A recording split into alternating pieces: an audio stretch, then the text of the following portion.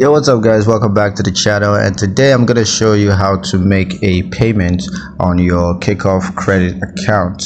Alright, it's gonna be a really quick video. Let's not waste any time, let's get straight into it. So the first step is to log into your Kikoff account. Now you can do that on the mobile app, or you can do that on the website on your computer. But once you're logged into your account, you just want to click on make a payment, and next you're going to enter the payment amount and payment date, and then you gotta review and confirm the payment details, make sure everything there is accurate.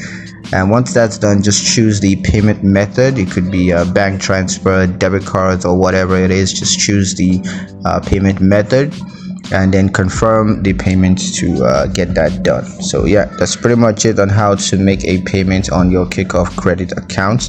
I hope you guys liked the video. Hope you found the information useful enough. If you did, like the video, comment down below, let me know what you thought. Share the video with your friends and subscribe to the channel if you haven't done that already, and I'll see you guys in the next one.